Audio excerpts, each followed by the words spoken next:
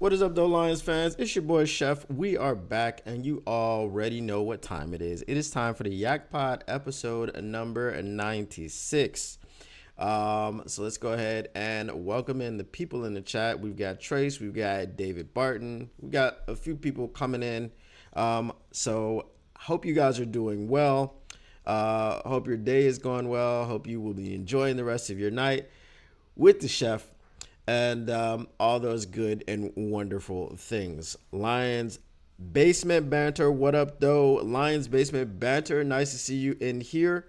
Hope everything is going well and going good with you guys. Now, we've got some things that we're going to get into today. And we're just going to go back. We're going to go back in time. Now, I broached this topic early this morning. When I was on the Rocked On Podcast Rise and Grind morning show. Rocked On Podcast Network with Will Rock and myself. I am part of the Rocked On Podcast Network, and we will be launching the All Grit podcast hopefully this Friday. So we're going to go ahead and get into all of those things, and we'll be dropping little tidbits of information throughout the week, but things are going swimmingly, and hopefully, like we said, Friday will be the first show on the All Grit Pod. Now, what I got into today, this morning, we did some over-unders. So as we were doing the over-unders, I started thinking about how does this team compare? Most of my questions, actually, I think I did about 5 questions. So I'm going to do some more questions. We're going to get into some more 2014 and 2024 Detroit Lions. What is the comparison with those two football teams? Now, why do I bring up 2024? Because obviously, or why do I bring up 2014? Well, because obviously that was the last time that the Lions were good, quote unquote, that they had an opportunity to get somewhere. For example, today we did the top 10 teams way too early, top 10 teams in June, and that was top 10 teams to win a Super Bowl. So 2014 was the last time that the Detroit Lions, other than last year, and Super Bowl has ever been mentioned in the same sentence.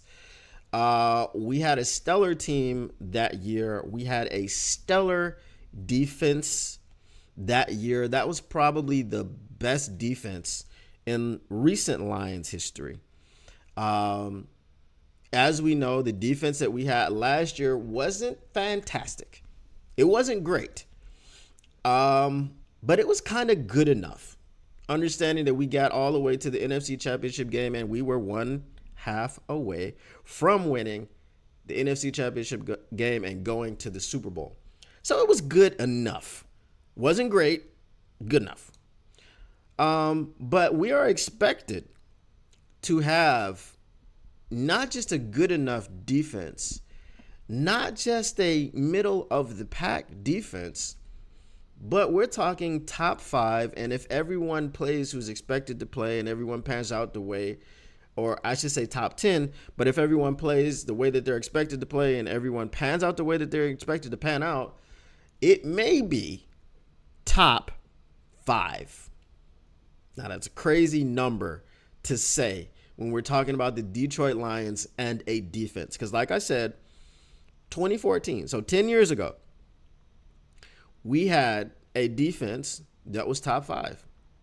And 10 years later, we may have another defense which is top 5. Now, we had a lot of things that we went over this morning. We talked about the amount of sacks that the 2014 team had. Now, the 2014 team had 42 sacks. 42 sacks isn't a crazy number. David Barton. David Barton has to be one of my favorite commenters. He said that's because he wasn't playing cornerback. All right. Yes, Trace, it is crazy thinking about we haven't had a top 10 defense in 10 years, top 5 defense in 10 years plus, because we don't know that this defense will be top 5. We hope that it will be top 5, but we don't know for sure. So we said that the Detroit Lions in 2014 had 42 sacks. Obviously, the leader of that team, a leader of that defense, was Ndamukong Suh with 8.5 sacks on his own. A few other notable numbers that we had was DeAndre Levy with 151 tackles. Now, here's the thing. We're going to pour a little bit of cold water on the DeAndre Levy stat. Are you ready for this? I don't know why I just moved myself, but we'll continue moving myself. All right. Are you ready for this? DeAndre Levy had 117 solo tackles, which is still great. He had 34 assisted tackles. So he didn't have 151 tackles all by his lonesome. He did have some help, right? So, but 151 sacks is still crazy. Now, the thing that I don't see being eclipsed, other than those tackles, was the crazy interception number tallied by Glover Quinn. Glover Quinn was able to get 7 interceptions. 7 interceptions. Now, we know Deron Bland did that last year when he got 9 interceptions total and 6. That's right, 6 pick sixes, setting the all-time NFL record for pick sixes in a season. So anyway, what we're going to look at today is just some of the similarities and some of the differences and some of the wow, did you know type of situations when it came to the 2014 football team. Now, the first thing that I want to say, wow, did you know? Golden Tate. Does anybody know what I'm going to say? I'm just going to say Golden Tate. Let me know what you think I'm going to say.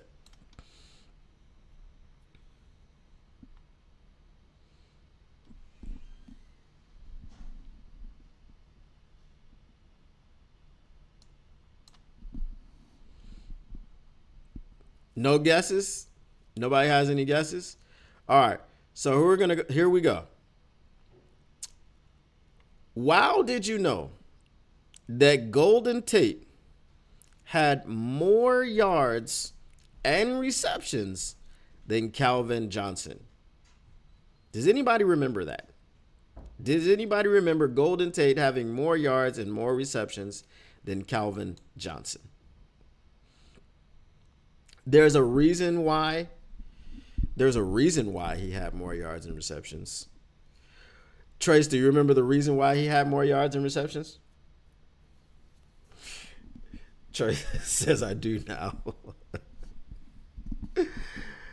The reason why he had more yards and receptions is because he played more games. Calvin Johnson missed 3 games that season, and Golden Tate played all 13 games. Calvin Johnson was not far behind Golden Tate. Yeah, I think he had, let me see here. I have the number. I had it in front of me. Yes. So Calvin Johnson had 1,077 yards and Golden Tate had 1,331 yards. Right? So, but here's the thing. I'm not going to tell you how many catches I'm not going to tell you how many catches they had just yet. Did you know that Calvin Johnson averaged less than 2 yards per catch more than Golden Tate?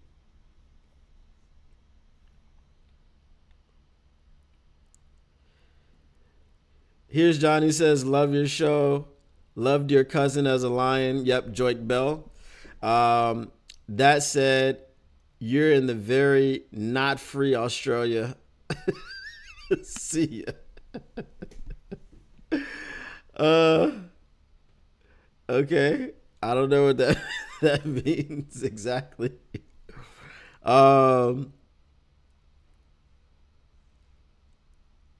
So here's the reason, or here's the number, right? The number is Golden Tate averaged 13.4 yards per reception. Calvin Johnson averaged 15.2. So Calvin Johnson was 1.8 yards more than Golden Tate. Who had more touchdowns? Do you guys know? Who had more touchdowns? Was it Calvin or Golden Tate?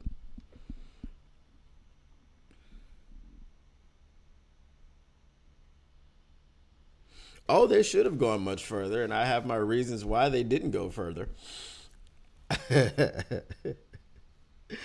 Hey, Paul Thomas, it is nice to see you. Once again, I am glad you could join. David Barton, no. Calvin Johnson had more touchdowns. Calvin Johnson had 8 touchdowns, and Golden Tate only had 4 touchdowns. Who do you think had the longest reception? Was it Golden Tate or was it Calvin Johnson?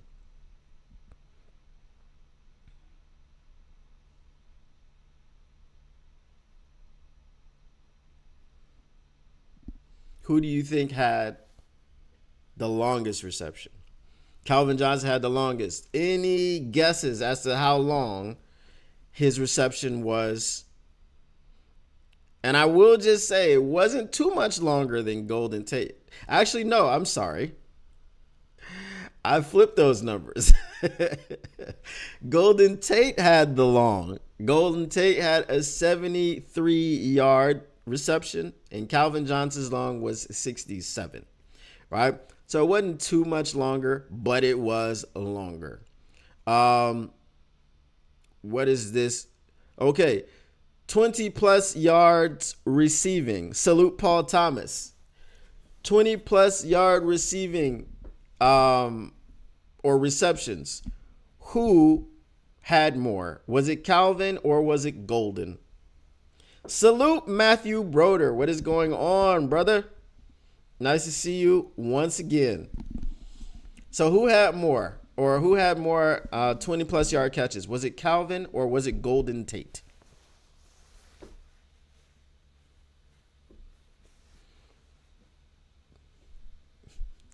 Trace, I think our biases are betraying us. It was actually Golden. It wasn't by much. Golden Tate had 17 of those things, and Calvin Johnson had 16. Right? Who had more yards per game?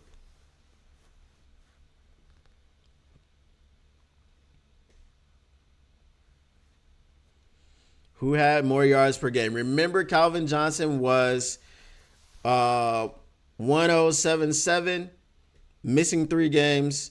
Golden Tate was 133-1, playing all 16 games.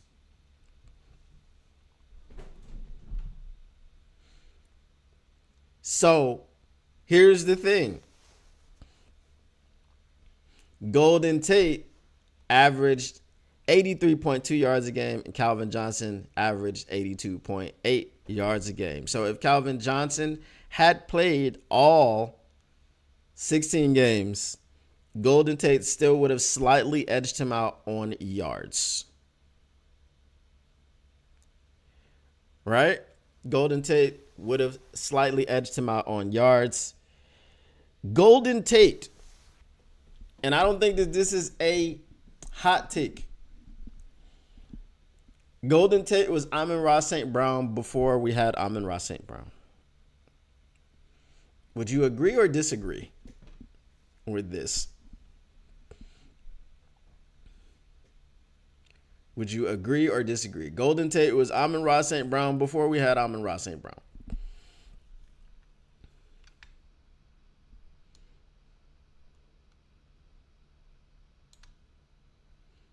All right, so I'm not crazy.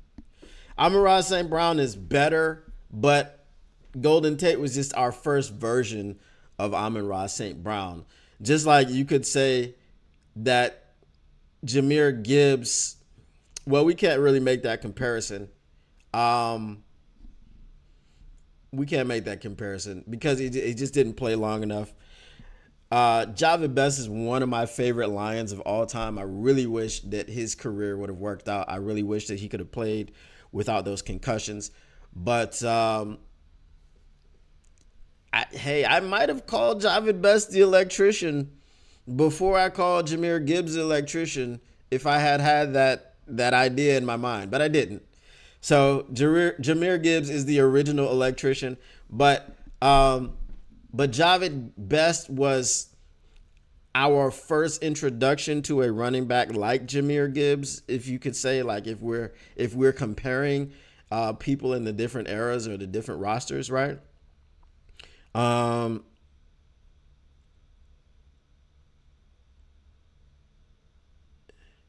uh, I think was I think Calvin was still in his prime during the 2014 season. When did he retire? Was it 2020? Did he 2020 or 2021? I think. No, it was 2018. I think he retired. I think he retired in 2018. Um,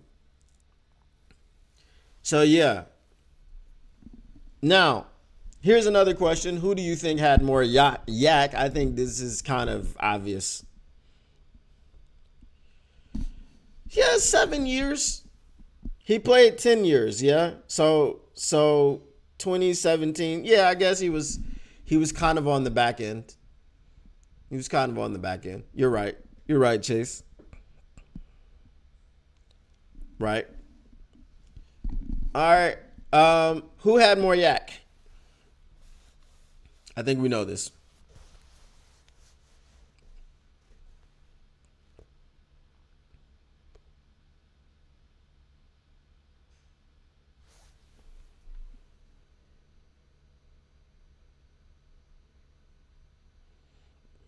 No, Calvin did not have more yak. Golden Tate had way more yak. Golden Tate had 691 yak yards. Calvin Johnson had 244. Remember, Calvin Johnson was catching a lot of deep passes, right? He's catching a lot of deep passes. But then again, we did say um, that Golden Tate had more 20 plus yard catches. But that was probably also due to his yak. Calvin probably caught more balls down the field that were 20 plus yards. And Golden Tate probably had more underneath stuff that he turned into 20 plus yard gains. So that probably displays the stark difference in the yak. 691 yards to 244 yards. So David Barton says cut Calvin in 2014. Um, but I don't blame you, Trace. We've seen a lot of football since then. So, um, just like if we go back with me and Barry Sanders, I don't remember all his stats. I just know he had 1,500 yards every season. That's all I can tell you for sure. For a surety. Barry Sanders is still he was the first and still the only running back to average 1,500 plus yards in 10 straight seasons. 10 straight. That is crazy. Um, who do you think had more first downs? Who do you think had more receiving first downs? Yeah, it's been an adventure. It's been an adventure, Trace. We have seen some great football. We have seen some legends, and unfortunately, we have seen some. Whew, we've seen some lean days. I can tell you that much. Um,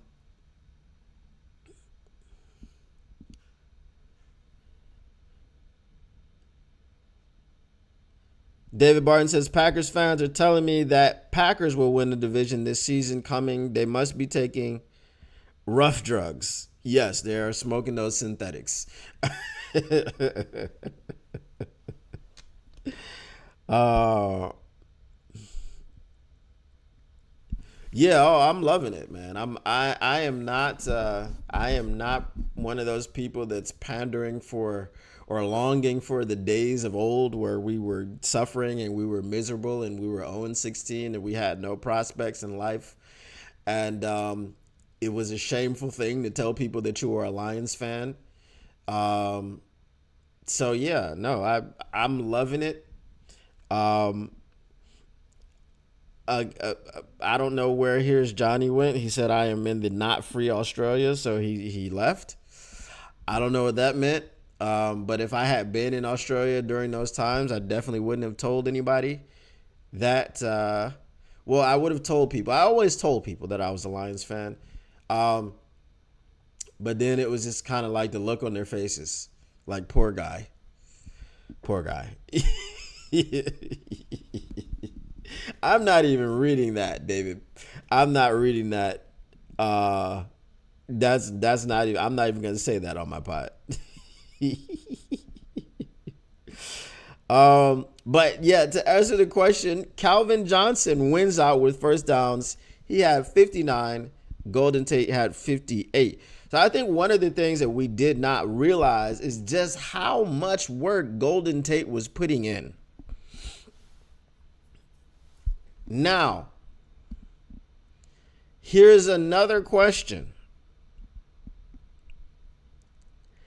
Do you believe, and it may not be this season because I don't want to poo-poo Calvin Johnson and I don't want to put too much pressure on JMO by comparing that season. We could say, as Trey said earlier, it was towards the end of his career, he was on the back nine, right? Do you believe? Well, actually, you know what? It would be this season because of the predictions. I had a prediction of 1,600 yards for Amon-Ra St. Brown, and I had a prediction of 800 yards plus 400 yards on the ground with JMO. So do you believe that Jameson Williams and Amon-Ra St. Brown this year can top or match the production of Golden Tate and Calvin Johnson? So let's recap the yards. Oh, and I said I would tell you about the receptions. So Golden Tate had 99 receptions. Calvin Johnson had 71 receptions. So we'll recap the yards. The yards are 1,331 and 1,077.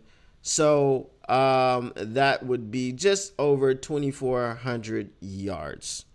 Do you think that Amon-Ra St. Brown and JMO eclipse 2,400 yards together this season? What do you guys think? Let me know. The next thing that they have is touchdowns 12. 12. Do you believe that Amon-Ra St. Brown and Jameson Williams eclipse 12 touchdowns this season?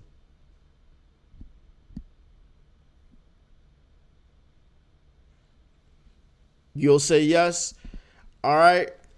And the last thing, overall, so we'll just round this up. We'll say 700 YAK yards, 250 YAK yards, so 950 YAK yards. Do you believe that Amon-Ra St. Brown and Jameson Williams can reach 1,000 YAK yards this season?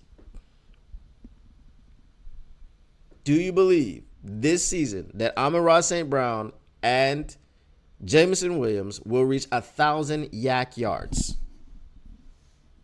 That is the question.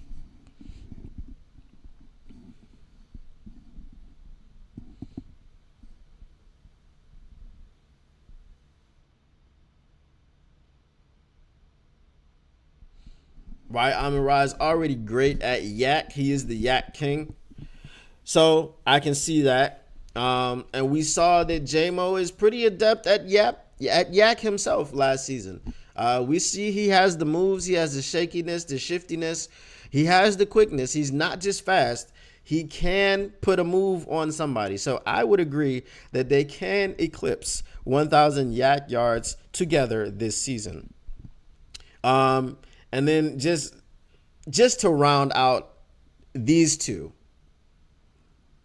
they had about 120 first downs together. Do you believe that Amon-Ra St. Brown and JMO can eclipse 120 first downs?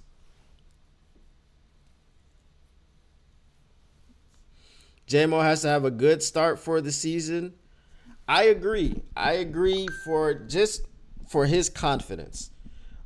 Um, so this is what I said about J-Mo a lot last year when he was having the problems with his drops. And the way that he was being used, I didn't agree with the way that he was being used. He was running a lot of deep routes and things of this nature. And I kept saying that J-Mo is like a shooter. Sometimes you have a streaky shooter and they just need to see the ball go in. And once they see the ball go in, no matter what slump that they were having, no matter what problems that they were having, they see that ball go into the basket, and then it's like a switch flips, right? They're ready to go for that game for sure. And I would say the same thing about J-Mo last season was that just get the ball in his hands. Get him a short pass. Get him a screen. Get him something easy so he can get going early. So if his season starts off that way, if his season starts off as he is getting going, I'm not sure that the Rams secondary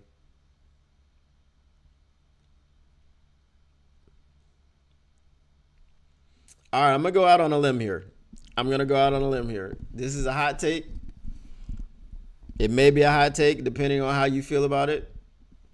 I'm going to say that Jameson Williams has 100 yards receiving against the Rams week 1. I'm locking it in. Obviously, he's got to make it through, and I hope that he makes it through training camp and preseason without any injuries of any kind, no tweaks, no nothing, right? I am going to say that Jameson Williams gets 100 yards receiving against the Los Angeles Rams week number 1. Without Donald, the Rams won't be that great. I agree with you, David Barton, and here's the reason that I agree with you, because now they're going to be forced. They lost their defensive coordinator. Okay, Raheem Morris was the defensive coordinator. He went to the Falcons as the head coach. So now the Rams are going to be forced to coach that defensive line. We're going to see what kind of coaches they have on the defensive line. I may be wrong. They may have great coaches on the defensive line. But they may have a coach who's just kind of riding the coattails of Aaron Donald. And now he has to do his job. And that may not be what he's ready to do. But yeah, obviously you're a professional NFL coach. You would assume that you're able to do your job. But every year coaches get fired.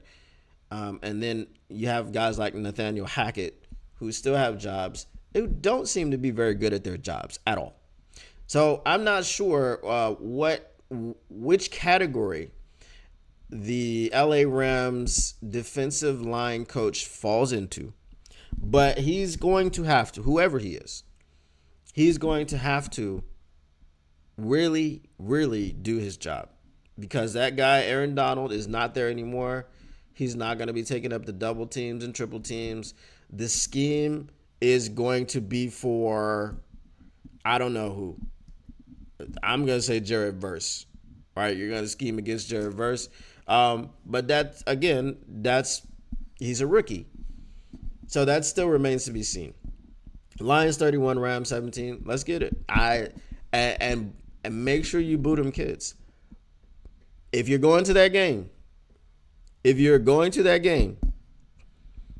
boo them kids.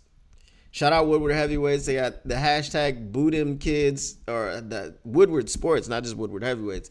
Hashtag boo them kids. It's a movement. If you are on Twitter during the Lions game, spam Twitter with hashtag boo them kids. Let's get boo them kids. Dem, D-E-M. Okay? Hashtag boo them kids trending on Twitter during the game against the LA Rams. Boo them kids, and let Kelly Stafford know that you are actually booing her kids this time. Say something like, boo, your kids suck, or something like that. I mean, you don't have to say that the kids suck, but like, boo, get those kids out of here. Like, just make sure that they know that the booing is for them. So she doesn't have to run and lie to Matt Stafford about how everyone in Detroit was booing her children. I don't think anyone cared about her children. Her children were non-consequential. They had nothing. We didn't care about the kids. The kids weren't part of the game. The kids weren't part of the atmosphere.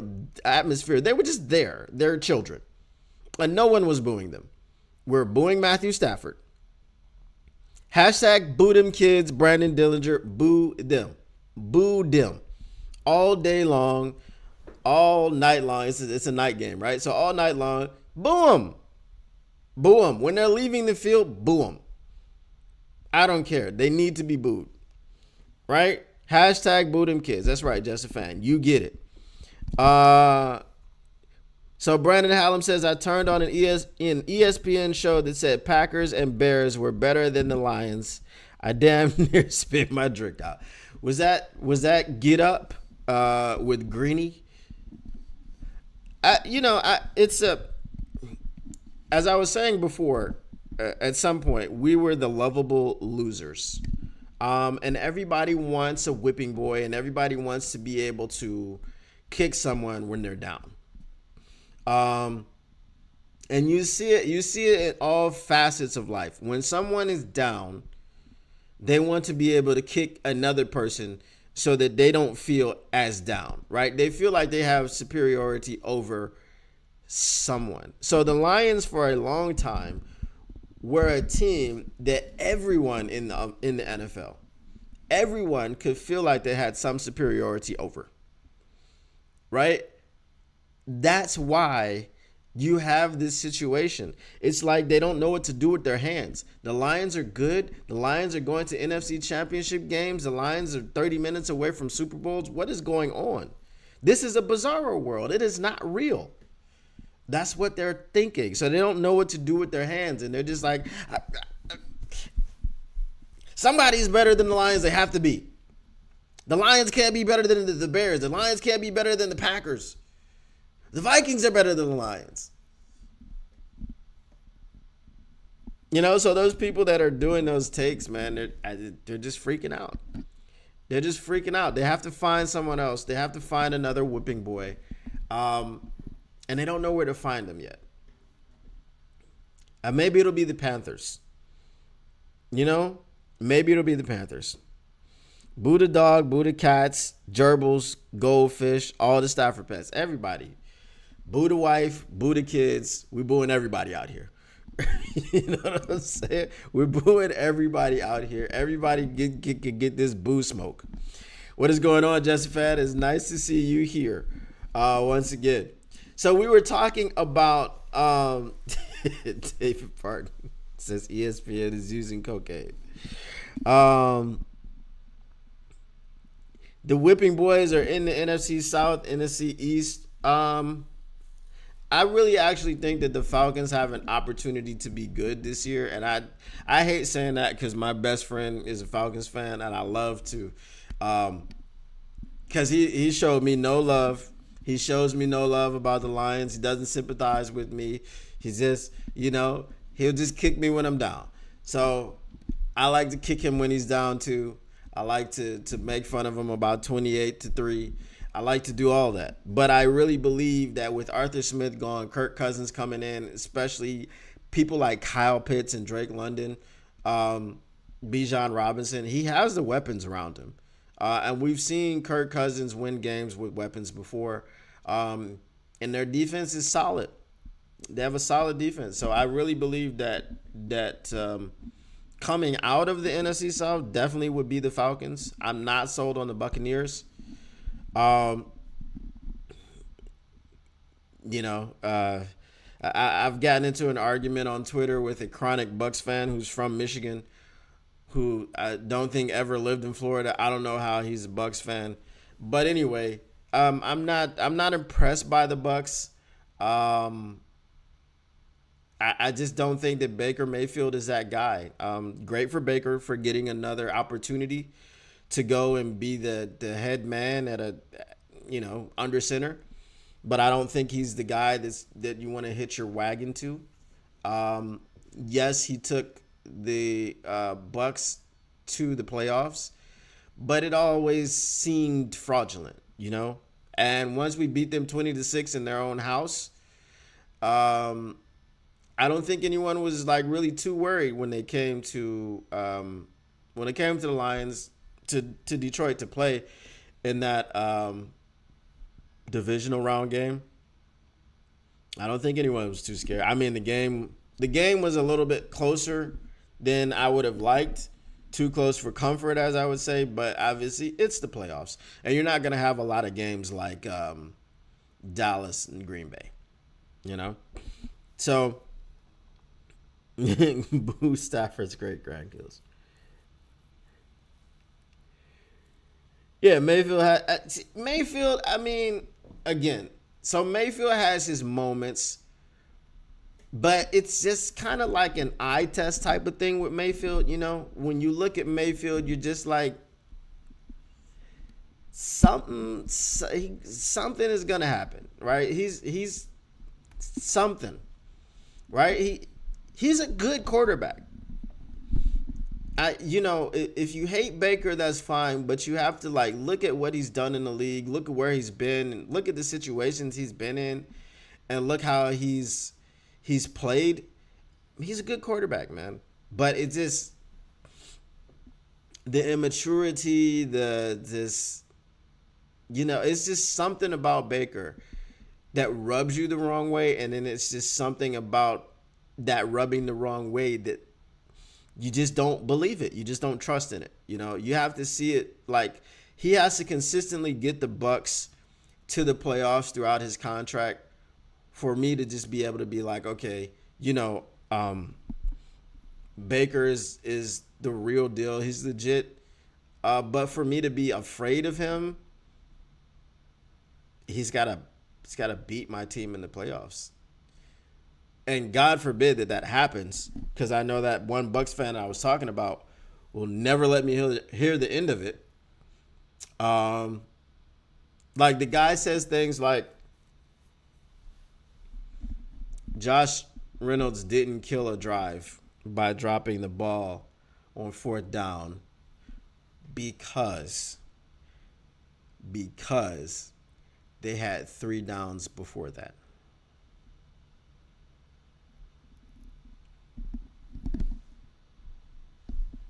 Someone said that to me. And if you want to see who it was, just go to my Twitter. You'll see it. Just go to my Twitter and you'll see it. But that was actually said to me. And I told him at that point, I said, well, you seem like a last word type of guy, so have at it. I can't argue with that. That was just ridiculous. A fourth down drop does not kill a drive because you had 3 opportunities before that. Well, guess what happened with those 3 opportunities?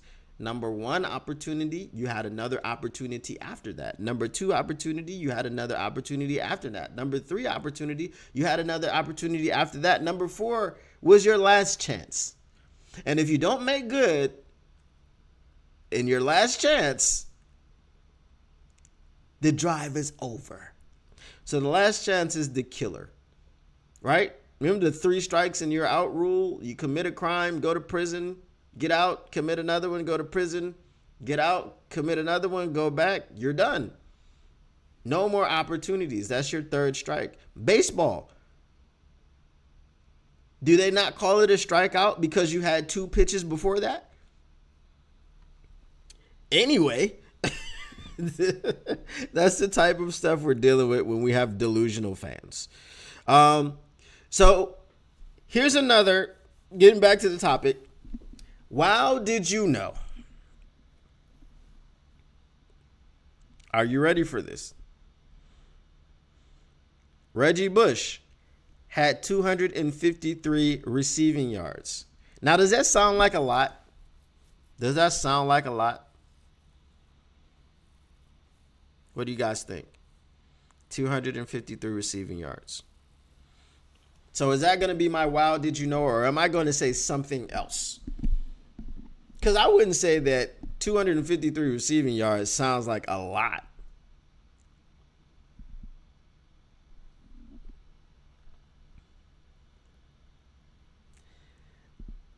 Wow did you know that Reggie Bush, with his 253 receiving yards, was more than the 248 receiving yards of what player? Anybody got any guesses? No, Brandon, it was the whole season. The 2014 season. This other player had 248 receiving yards, and that was less than, we're talking about on the same team, David Barton.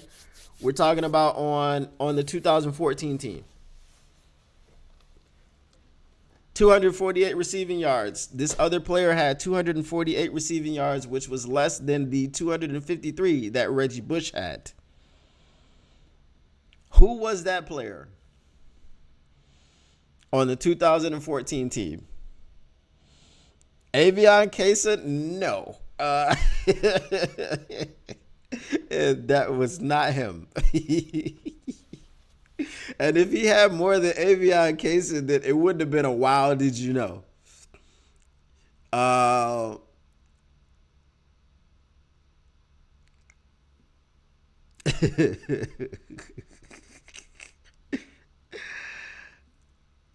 right. Bo Callahan? No. All right. I'm going to give you guys the answer.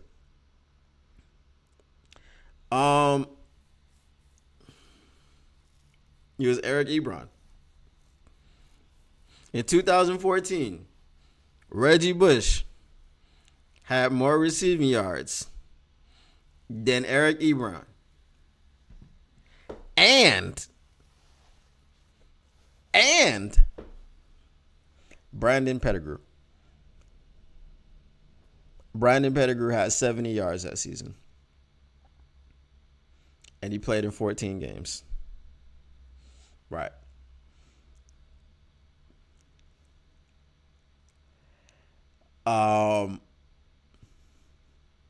So that's a wow did you know.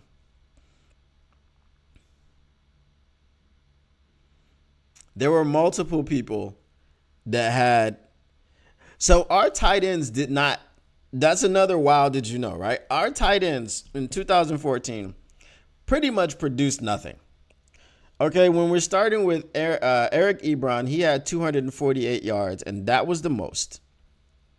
Behind him was Joseph Fourier, who only played in 7 games. Okay, now that's some context. He only played in 7 games. So he averaged 10.6 yards per game. That's crazy. All right, Eric Ebron played in 13 games, and he averaged 19.1 yards per game. So less than 20 yards per game. So next was Joseph Fourier with 74 yards in his 7 games. Brandon Pettigrew with 70 yards in his 14 games. Anyone want to do any quick math? What is 70 yards over 14 games? What is the average per game?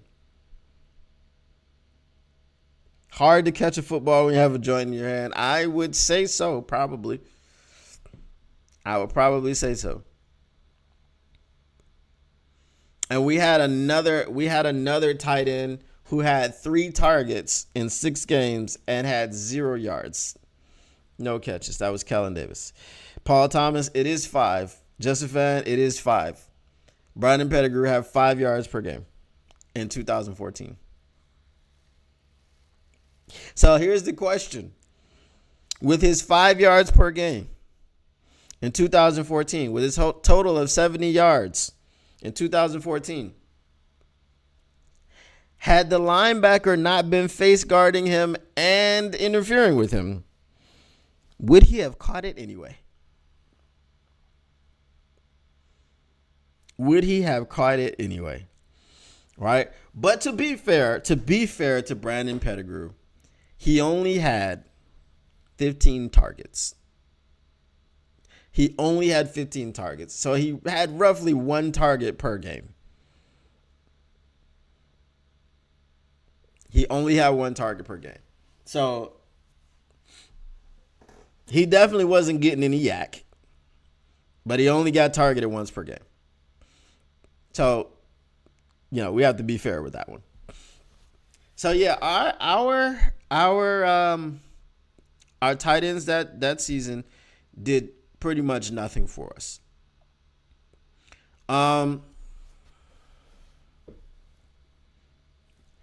Here's another wow, did you know? Yes, I remember Avion Case. I remember him for sure. He was not on the 2014 team. Broder says that he's back and he sees Bo Callahan comments on in the chat and he's excited. So the reason why Bo Callahan was mentioned in the chat, Broder, is because I said, wow, did you know? Reggie Bush in 2014 had 253 receiving yards, which was more than what player? And someone guessed Bo Callahan, but the answer was Eric Ebron. So Eric Ebron had 248. Joseph Fourier in 7 games had 74 yards.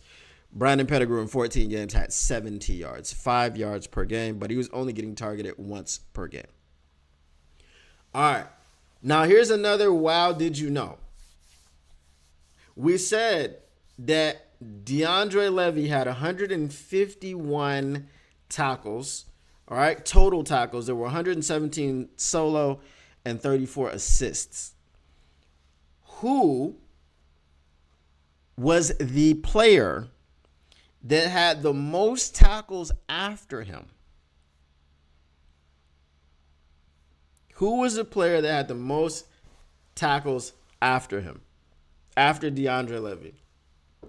And it is a significant gap. I'll tell you about the gap later. And that's pretty much the wow, did you know part. Does anybody have any guesses? Who had the most tackles after DeAndre Levy? 151 for DeAndre Levy, 117 solo, 34 assists.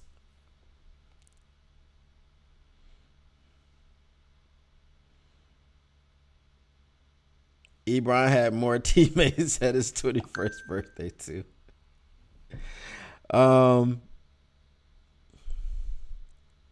It was not Stephen Tulloch. Stephen Tulloch only played 3 games. I think that was the year that he got injured celebrating. The next player the player that had the most tackles after DeAndre Levy was Tahir Whitehead. Any guesses on how many tackles Tahir Whitehead had total? Total DeAndre Levy 151. Tahir Whitehead, how many?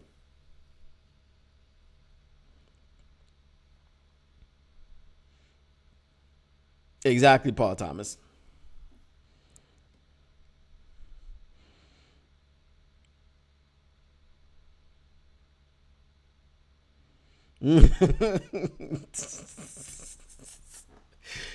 Just a fan.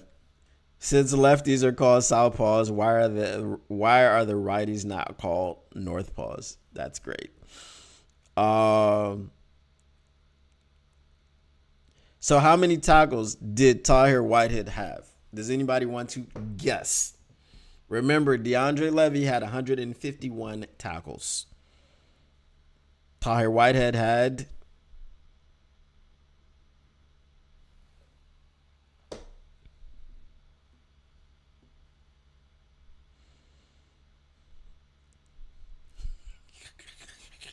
you guys in the chat are killing me. Those are way low. Paul Thomas is the closest. Broder,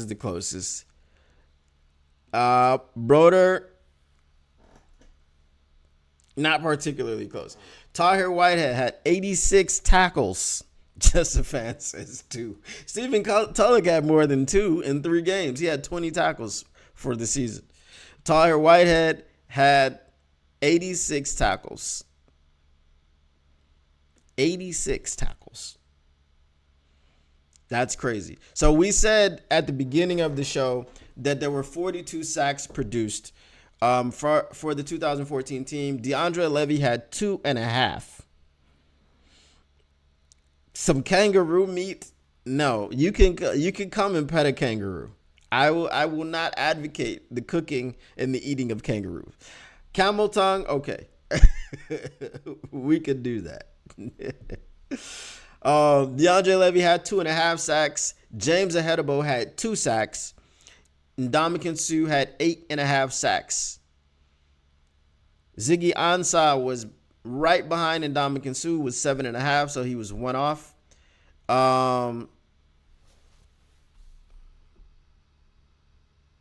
Who's this? George Johnson. George Johnson had 6 sacks. CJ Mosley had 2.5. Jason Jones had 5. Stephen Tulloch had 2. Daryl Tapp had a half a sack. Devin Taylor had 1. Nick Fairley had 1. Ashley Palmer had 1.5. Andre Fluellen rounds out the sack totals with 2. So, yeah. You got kind of, if you look at it, to be fair, remember when everyone was killing Hutch and saying he didn't have help? And he only had 11.5 sacks on the season, and Ali McNeil was the only one after him, and he had 5. Well, that's 16.5. That's 16.5. If we look at Ndamukong Suh and Ziggy Ansah, 8.5 and 7.5, that's 16.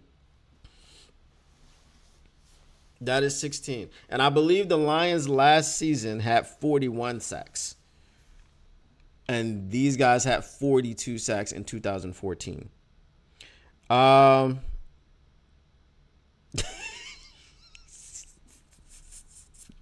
Broder. Vontae Mack? Who is Vontae Mack? What are we even talking about?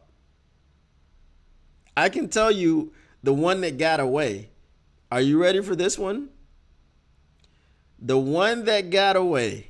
The one that we couldn't develop. Kyle Van Noy played 8 games. Do you know how many tackles he had?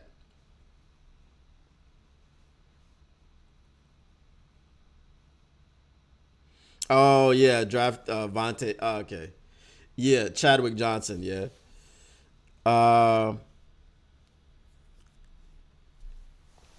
So Kyle Van Noy, the one that got away. Thank you, Paul Thomas. I'm glad you liked the trivia. David Barton, very far off. Very far off. Considering what he turned into, this is going to be an amazing stat. He played 8 games, and he had 6 tackles. They were all solo. There were no assists. Broder says 66. Yeah, you add another 6 and then you get it right. No, Broder, he had 6 tackles. Total. All solos, no assists.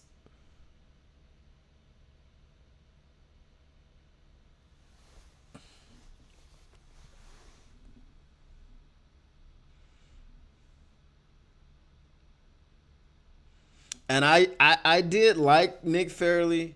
I did stick up for it, Nick Fairley. Nick Fairley.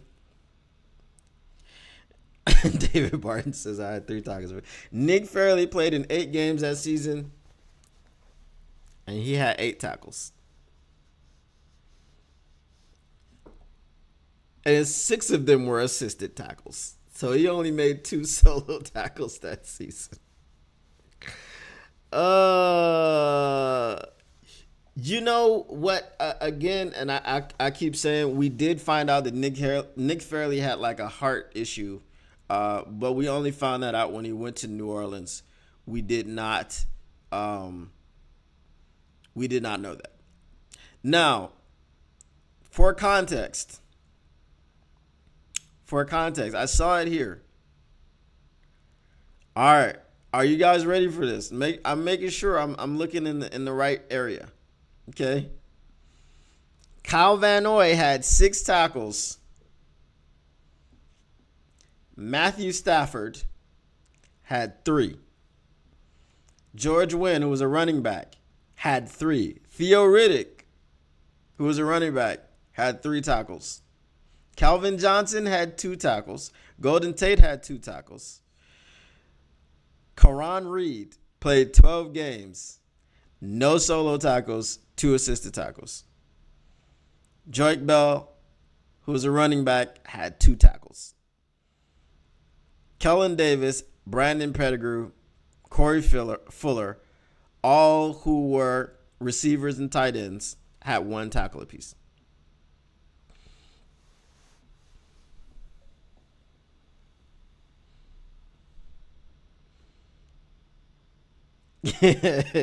All right. Theo Riddick was a receiving back.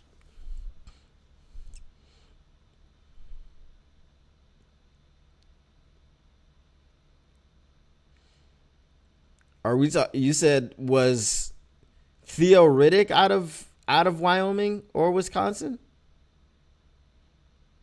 Oh, Scotty Vines. Yeah, I don't remember that one. Was that a baseball player? Larry Warford and Travis Swanson. Remember, Swanson was a center. Larry Warford was a guard. Each had 1 tackle.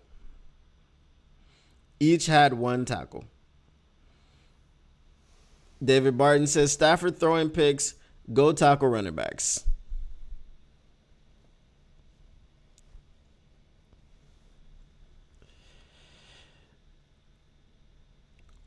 Oh, man, I do not remember Scotty Vines.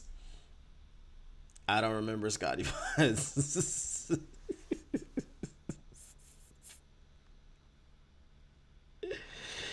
uh, no, I said receiving back. Receiving, not receding. Did I say receding? I thought I said receiving, but he was a receiving back. He was very good in space. When you got the ball to Theo Riddick, he was good in space. Yeah, he was Notre Dame for sure. Yeah,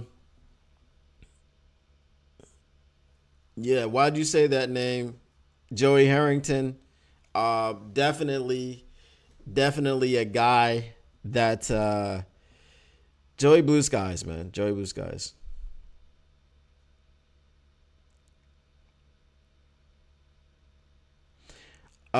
Detroit Sports Talk says, what's everyone's thoughts of putting Marcus Davenport right next to Hutchinson and DJ Reader right next to Aleem?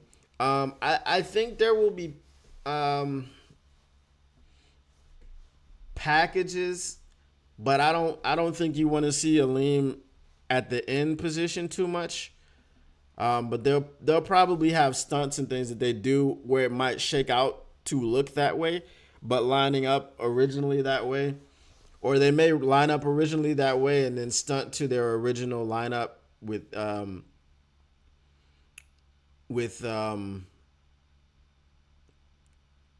Reader stunning or Davenport stunning over Reader, and maybe another situation. Yeah, so it would have to be Davenport and Reader stunning, right?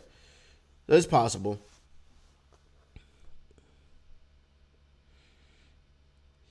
Yeah, that's the question I was answering, Paul. Um, so I don't think they're going to be stagnant. I mean, you remember the NASCAR package that they had and things of that nature. So they do different things to show different looks to quarterbacks and to bring pressure from different areas. So I definitely think that they'll move them around and stunt them and all these things.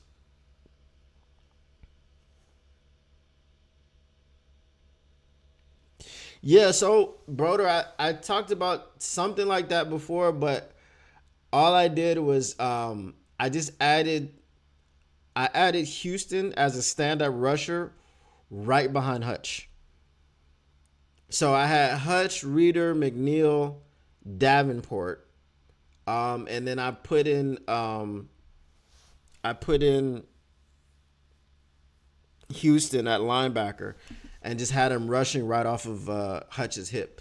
So if you do something like that,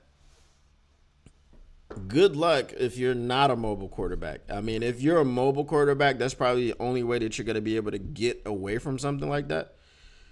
But yeah, good luck.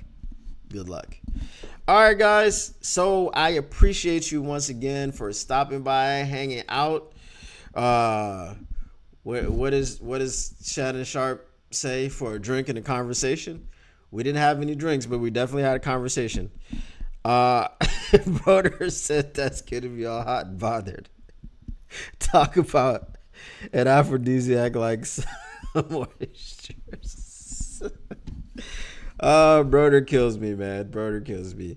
Thank you guys. As always, once again, I appreciate you. So what's gonna happen? It's looking like the new pod will hopefully be kicking off Friday. It may be looking like I won't be live every day in doing this new pod. But I'm gonna try to be live as much as possible. Obviously, in the beginning, we are focusing on growing the channel, so there will be like a lot of videos and things like that I'll make from lives and short content, maybe 8-minute videos and things like this. So stay tuned. I'll try to let you guys know everything that's going on. So the channel is up already. It is called the All Grit Pod. So if you go to YouTube / the at the All Grit Pod, you can subscribe now. And like I said, hopefully the first show will launch on Friday. As we're just making sure the graphics are all together, thumbnails, things of this nature, and everything is set up on the streaming side. So appreciate you guys, man, once again. And like I said, I will be keeping you up to date throughout this week. I will be trying to get this schedule so that I can probably go live as much as possible. We may be moving to right after the heavies. So that way, if I'm doing an hour and there are people that are going to watch things like crunch time and things of that nature, I'll just slot into that slot where people are waiting. So we can get more people coming and we don't have to, compete. We're trying to make sure that, everybody eats, you know what I mean? So once again, guys, appreciate you for coming out. Appreciate you for hanging out. Love talking to the chat. Love engaging with the chat. And that's why I like going live, man, because the people are the things that make this pod. Without the people, there would be no pod. And hopefully there will be more people to come and everyone can hang out with more people. And, it's always fun with more people. So once again, guys, I've got to get out of here. Gotta run. Salute Paul Thomas. Appreciate everyone. As always, until next time, peace.